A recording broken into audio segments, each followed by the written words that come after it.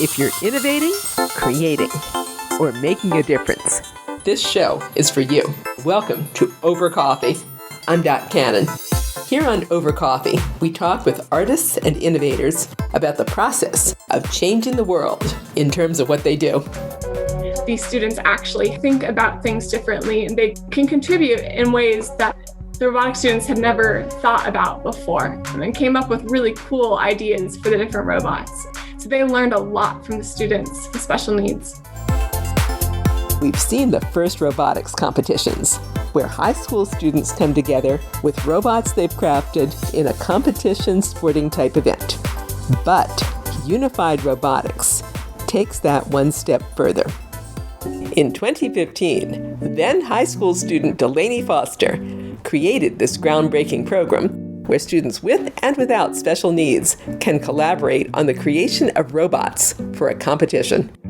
Since then, her Washington-based nonprofit has partnered with the Special Olympics and has grown to include a number of schools beyond the local area. Delaney, before we get to talking about this incredibly cool robotics club you created, Unified Robotics, how did you first fall in love with robotics and know that this was what you wanted to make your life's work? I was in high school when I first became interested in robotics. My high school had a first robotics competition team, and I learned a little bit about it from a STEM teacher of mine my freshman year of high school.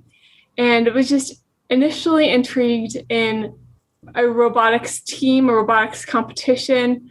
I've always been into sports, and hearing that you can have STEM and sports kind of merge into one was very intriguing to me. Growing up, I've always definitely had more of a math and science kind of mind. So I knew I wanted to do something within STEM. And my initial step into robotics was through my high school robotics team.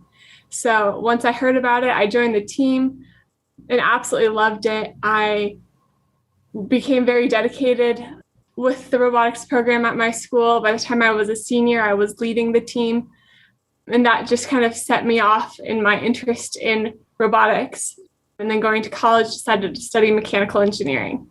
This looks like an absolute blast. I've had the pleasure of seeing some first robotics competitions down here, and wow, enough to make me jealous they didn't have it when I was in school. It's a lot of fun. It's very addicting.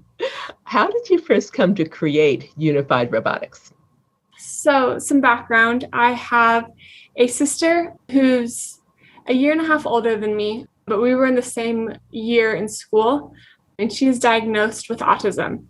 So I have been heavily involved in the special needs community here in Seattle for a long time, from pretty much my entire life, and friends with a lot of her friends and know a lot about the community. And I started to notice that once these students get into high school, a lot of their social opportunities start to dwindle, as well as their educational opportunities. And as I got really into robotics in high school, there was never any opportunity for my sister and her friends to be involved in an after-school sport like robotics. And so I kind of saw that gap in our educational system and after-school activities, and decided to basically approach my high school robotics team to see if they were willing to help me start a robotics program for my sister and her friends. And so my team was interested in helping me out and start this robotics program for high school students with special needs. So just that initial season, both my sister and I were seniors in high school, and we basically just generated interest in this school's special education program. And I had a lot of personal connections with her and her friends, and started out just in one school where we paired up the students on my robotics team with the students in the special ed department at the high school. And together in teams of about 2 to 6 students, they built Lego Mindstorm robots, and then over a course of 6 weeks, and then had a competition at the end. It was really important for us that all of the teams were equally partnered with students in the special ed department and then students on the robotics team to just have that one-on-one interaction and collaboration so that it wasn't the students on the robotics team necessarily like teaching and coaching the students with special needs. We really wanted them to understand that they're peers and that they're equals and that they can build a robot together. In fact, what did the students on the robotics teams learn that were some of the most valuable lessons for them from the students with special needs as they work together? I mean, that's an excellent question. I think when I was approaching developing this program, I thought it was like I only viewed it at the benefit for the people with special needs and not really the benefit for the people on the robotics team. But after going through that first season, that first year, I realized that the students on the robotics team, I think, are learning a lot more and growing a lot more than the students in the special ed program. And that's because these two groups of people in school systems never really interact with each other. And the students on the robotics team are really high achieving, STEM-focused students who have a very clear definition of what they believe success is. And that is like winning the competition or being the best engineer. And a success for people with special needs looks a lot different. And I think they kind of learned through this experience that a success for anybody looks differently. And they learned that these students have a lot more skills than they had stereotyped them to have. And that I think it's, when you think of students with intellectual disabilities, it's easy to put them in a box and just assume that they can't do anything and that they don't have any abilities. But what all of the students on the robotics team have learned is how much ability these students actually have. And they think about things differently and they can produce really meaningful work and can contribute in ways that, and think in ways that the robotics students had never thought about before and came up with really cool ideas for the different robots. So they learned a lot from the students with special needs. Tell me about some of the coolest ideas you saw that first season that they came up with. There were a lot. I mean, every team built a robot, and some teams came up with like really cool like flipper ideas for the robots. And basically a lot of the cool ideas came from game strategy and how they think that they could beat the other opponent and push them out of the ring.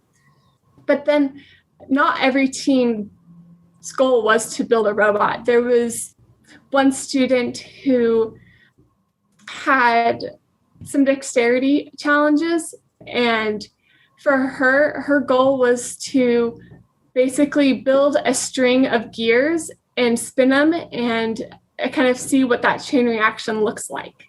And so for her, just putting two pieces of Legos together was a huge, huge challenge that took weeks to overcome. And when she finally got two pieces of Lego together, it was a huge celebration. And like the joy on her face and her partner's face was just absolutely unbelievable. And I think it's experiences like those that really changed the hearts of these students. Goes right back to what you were saying about success looks different to everyone on those teams. Mm-hmm. Take me back in your imagination, would you, to that competition. If there were one moment that stood out that you may tell your grandkids about 50 years from now, what would that be? I think it's the faces of the students when their robots are competing. In these matches, they're only about a minute long, if that. They're really quick and it's really exciting. And a lot of high school students with special needs don't have a lot of opportunities to accomplish something on their own without like help and assistance from someone else, and like actually have ownership and pride over something that they have done. And so seeing like their reaction to something that they've worked really hard on over a long period of time, and watching the competition unfold and watching their robot compete, just the pride that they feel. And you can see it on their faces when they get super excited about their robot and how it's performing. I think that's the most impactful thing for me. What an incredible gift to give anybody. What was your sister's reaction to getting to compete? She loved the competition. She's very, very social. She's not interested in STEM as much, but for her, Unified Robotics was a huge gift in making friends. And so, like I said, like everybody has different things that they take out of Unified Robotics. And for her, it was the friendships. And those friendships have continued to this day. And she just had a blast with everybody watching her robot compete. She felt a lot of pride. She just loved the attention of all of it. And she has continued to compete in competitions to this day, but she was there in that original competition 6 years ago. And just for her, she's just very thankful for the friendships that have come from it. It sounds absolutely amazing. Now, I understand, and correct me if I'm wrong, that after that first pilot season, you became part of the Special Olympics. Do I have that correct? We partnered with Special Olympics, yes. That initial season, and for the championship, just within the high school, we invited different news sources and just kind of got the word out about this program, and that generated a ton of interest. Both First Robotics and Special Olympics thought that this was a great idea and have partnered with us in helping the program grow now immensely throughout Washington State, but then also throughout other states and pretty soon internationally. What if a teacher right now is listening? Let's say they're not in the Washington area. What if they're maybe in California or something? How do they get their school involved if they'd like to? Yes, great question. We have a website called unifiedrobotics.org. And on there has a lot of information about what Unified Robotics is. It has a guidebook for how to start a program. And then it also has a contact us page. And we would recommend that a teacher or a student or anybody who hears this and thinks it's a great idea goes onto the contact us page and sends us a message just connecting with us. And we would be more than happy to set up a virtual meeting to talk about what are the next steps. How can you do this? If you'd want to connect with your local Special Olympics or your local First Robotics, or if you wanted to do it independently, we can help navigate all of that and how to start the program. But starting the program within your school is pretty easy. You just need to go through all of the rules for setting up a club within a high school, and then getting usually the special education department lead or a special education teacher on board, and the robotics team coach if your school has a robotics team on board, and just coordinating when can we meet and making sure you have the supplies. And there's ways, if you reach out to us, to rent supplies, especially if you're in Washington State, and so that you don't have to purchase the robotics kits. But we're also willing to help you fundraise to get the funding for those kits. But all of that information is on our website. unifiedrobotics.org. And when you say willing to help you fundraise, of course, these are Lego Mindstorms. Great product, but not exactly inexpensive. What kind of fundraising do you do to get the funds for the schools? A lot of it is reaching out to sponsors. One of our biggest sponsors is Microsoft. Within Washington, we have a lot of sponsors, so we can help connect them with their local companies who would be willing to sponsor, as well as we have some funds saved for things like this through our own local sponsorships. Suppose a parent is listening. It's common for parents to say, I'm a First Robotics parent. I haven't seen my kid in 6 weeks. What if a parent's listening and has a student with special needs who's going to get involved in this? What can they expect? Yes, I think for parents, it is awesome to encourage your students, whether it is a student with special needs or a student on the robotics team, to start a program like this if your school doesn't have it. And if it does have it, to get involved. It's typically schools only meet, the robotics season is 6 weeks, and the teams only meet once or twice a week for about an hour and a half after school. It totally depends on the availability of the students, how much time commitment they have to it, and how long it takes them to build their robot. But it's generally not that big of a time commitment. So if you're a parent worried that you're never going to see your kid, that's not an issue. But I would say I think it's really important to encourage students to get involved in a program like this, especially a lot of pushback that we've gotten from parents is the parents of students with special needs. They think that their child is not able to participate in a robotics program. A lot of parents who don't have experience in robotics, because at least at the high school level, it's generally pretty new. They don't really know what that means, like to have a robotics team or a robotics competition, and they think that their student wouldn't be able to do that or that their student wouldn't be interested in it. And so I would just really push back on that and realize that no matter what abilities your child has, they would be able to meaningfully participate in a unified robotics team, because that is the way that we've set this up, is so that people of all abilities are able to meaningfully participate. And it looks different for every student. And that's what's awesome about Lego, is there's flexibility. You know, my sister, she can't read, but the step-by-step instructions from Lego doesn't have words, so she didn't need to read in order to build her Lego. And the programming of it is a drag and drop system, so there was no words that she needed to know in order to code her robot.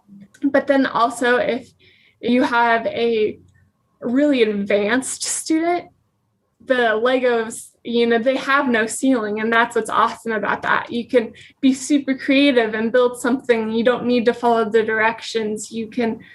There's a lot of flexibility in using your skills to build your robot. I'm hearing it doesn't make you feel bad if there's something that you maybe could not do, but if you are very advanced, it's not going to bore the daylights out of you either. You're going to be very creative and have a lot of fun with this. What do you need most in terms of support for unified robotics right now? How can people help? I would say the thing we need the most is more teams signing up. I think our goal is to eventually have a nationwide competition, and it's kind of modeling after how First Robotics works with the state competitions and then a nationwide competition.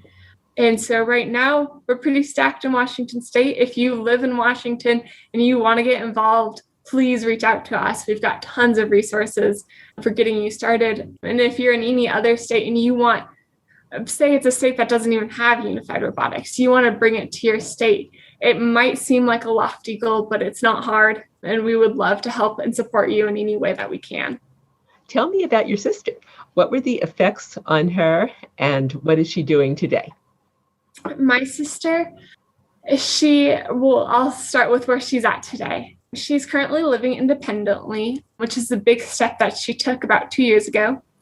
And she, before COVID, was able to get a job in a retirement home, working on bussing tables and working in the kitchen, which is a job that she loves because she's very social, and she really wanted to have a job where she can interact with people. So she knows all of the people there and their names and their orders, and is loving that. But because of COVID, especially working at a retirement home, her job has been put on pause. So she is staying active by connecting with friends virtually and getting involved in community programs. She's involved in community drama and Parks and Rec, and she participated in the virtual Unified Robotics season this past fall, which she loved. The impact that Unified Robotics had on Kendall is the friendships that she made through the program. They're friendships that she still has to this day. And she's checking in with them and calling them. And another big aspect of it was the fact that she was able to accomplish something on her own. My sister really struggles with motivation, and she gives up really easily. And through the partnership that she had on her team, she was encouraged not to give up. And her partner had to be really creative in trying to figure out ways to get my sister engaged and interested in what she was doing. And just a fun story is her partner was having a hard time trying to get Kendall motivated to program her robot. And so one day she came to the meeting and she had a new idea, and she asked my sister if she liked to train her dog. And my sister said, yes, she loves training our dog. And so she then framed programming a robot very similar to training a dog. And she explained that in order to get the robot to do what you want it to do, you need to train it. And she walked her through how to program her robot as if she was training a dog. And first of all, it was kudos for her partner. She was so creative in figuring out ways to get Kendall engaged. But just having something that she was able to accomplish was a really big deal, especially in high school. And so that's had a lasting impact on her. I love that creative idea about training a dog. I've heard coding described as a language for people that are scared of coding. I've not heard of it described as training a dog before, but I absolutely love it. What about job skills? You mentioned on your website that if Kendall had been told earlier, you can, she might be a programmer today. What are you seeing where you work in terms of people with differing abilities and job opportunities for them at places like Microsoft? Yeah, well, I think that this program is giving students with special needs a lot of STEM opportunity. And I think the biggest impact that I've seen through people that I have personally known that have gone through the program is they didn't know that they were interested in STEM before doing Unified Robotics. One of the students from that first year, he, from Unified Robotics, got the skills and discovered his interest in STEM and is now in a program at Georgia Tech in his third year. And we've seen that kind of over and over again, where it's just, this is sparking interest in people that didn't have the interest in it before because they were never told that they could build robots. And they, have over and over again been told that they can't do things. And so they are very hesitant in starting new things because they don't have the confidence to learn and to take on challenges. And then I think, starting at a younger age, getting involved in STEM, I believe we'll be seeing that trickle into industry very soon.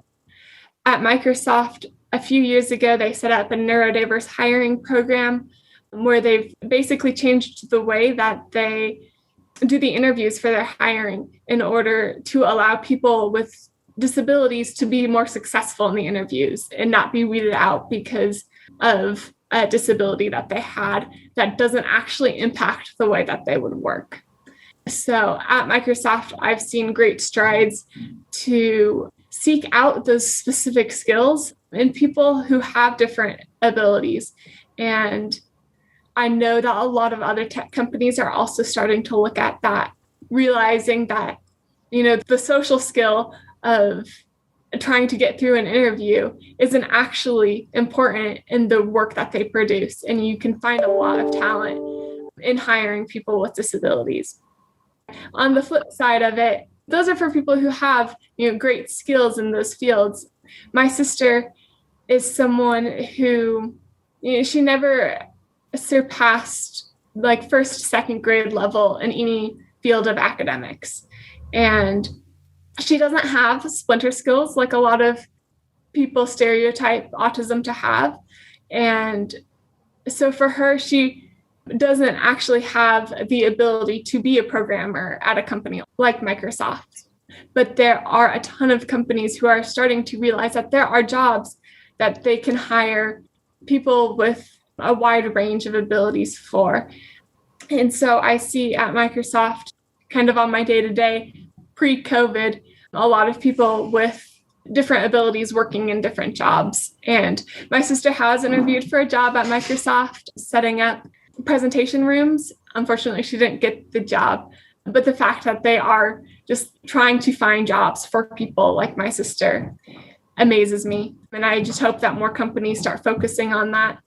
I think that there's a lot of opportunities for people with a variety of different disabilities, and it's just important to be including them. In fact, you've already told me that your sister has a skill that a lot of us lack. She remembers names, she remembers people. She's very social, very outgoing, which is not necessarily a skill everybody has. Finally, Delaney, the signature question for my podcast is, if people could only get one thing from you about innovation, creativity, and making a difference, what would you want them to take away from the work you're doing?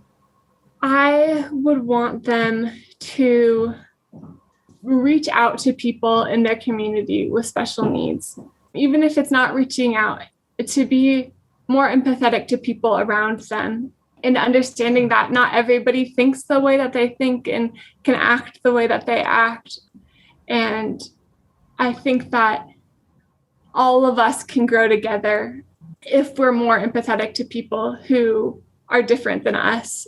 And even in technology and producing technology, to realize that not everybody is thinking the same way that you are. So when you are producing technology, you need to make sure that it's inclusive to people with all different abilities. Delaney, thank you for your time today. Yes, thank you. This was an awesome opportunity.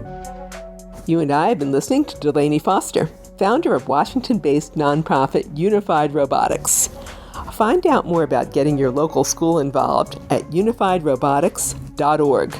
That's unifiedrobotics.org. And that concludes this edition of Over Coffee. Thank you for listening. Listen to more Over Coffee podcasts at twomavericks.com. That's 2 TWO Mavericks, Maverix. And you can contact us, twomavericks@gmail.com. The music you're hearing is royalty-free production music provided by Pond5 at pond5.com. I'm Dot Cameron. Here's wishing you a cappuccino day.